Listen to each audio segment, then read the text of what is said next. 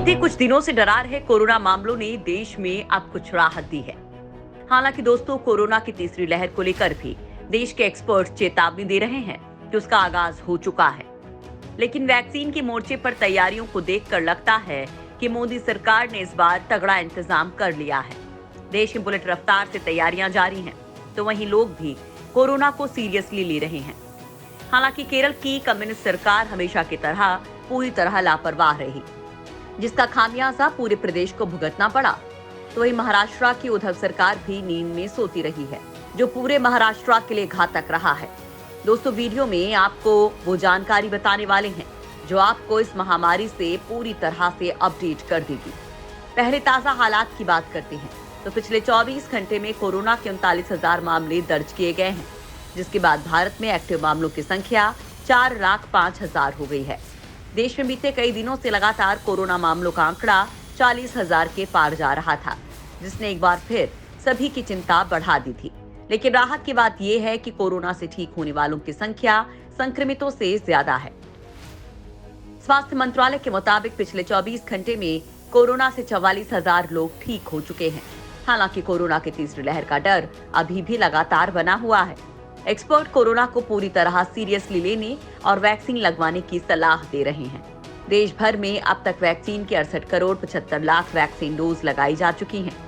सरकार लगातार कोरोना मामलों का पता लगाने के लिए टेस्टिंग भी कर रही है। अब तक देश भर में 53 करोड़ 14 लाख टेस्ट किए जा चुके हैं। केरल महाराष्ट्र को बड़ा खतरा, उत्तर भारत में कोरोना मीटर डाउन। दोस्तों, केरल में कोरोना का कहर जारी है। दक्षिण भारत के इस राज्य में कोरोना काबू में आता नहीं दिख रहा है। पिछले 24 घंटे में फिर 26,700 से ज्यादा मामले दर्ज किए गए हैं। वहीं संक्रमण दर भी चिंता बढ़ाने वाला साबित हो रहा है। संक्रमण दर 17% से ऊपर बनी हुई है। ये दूसरे राज्यों की तुलना में काफी ज्यादा है। बढ़ते मामलों को देखते हुए केरल में राज्य सरकार ने रविवार का लॉकडाउन लगा रखा है और अब 11वीं की प्रत्यक्ष परीक्षाएं भी रद्द कर दी गई हैं। वहीं तमिलनाडु की बात करें तो वहां भी कोरोना के मामले काफी ज्यादा आ रहे हैं। यहाँ पर लगातार 1,500 के करीब नए मामले बने हुए हैं। कर्नाटक में स्थिति पहले से बेहतर होती दिख रही है। महाराष्ट्र में कोरोना की मामूली राहत देखने के बाद एक बार फिर कोरोना का कहर बढ़ता हुआ देखा जा रहा है। यहाँ कोरोना मामले अब घटने की बजाय बढ़ते हुए दिख रहे हैं। महाराष्ट्र में 7 जिले चिंता का सबब बने हुए हैं, जहाँ कोरोना के सबसे ज्यादा मामले सामने आ रहे हैं। पिछले 24 घंटे में राज्य ने कुल 4,057 नए केस दर्ज किए गए। वहीं 67 लोगों की मौत हुई है। वहीं अगर उत्तर भारत की ओर रुख करें तो यूपी में कोरोना पूरी तरह से कंट्रोल में दिखाई दे रहा है।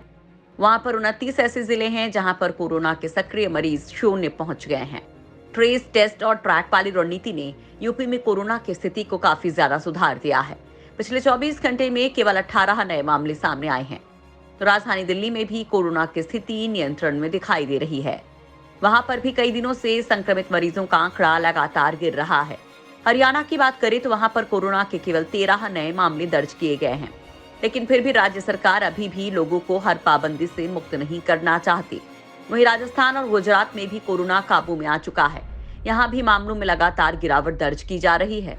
पिछले 24 घंटे में राजस्थान में कोरोना के 3 नए मामले सामने आए हैं। वहीं गुजरात ने 14 केस दर्ज किए हैं। कोरोना की तीसरी लहर पर IIT प्रोफेसर का बड़ा दावा। कोरोना की दूसरी लहर काबू में दिखाई दे रही है, लेकिन तीसरी का खतरा लगातार बना हुआ है।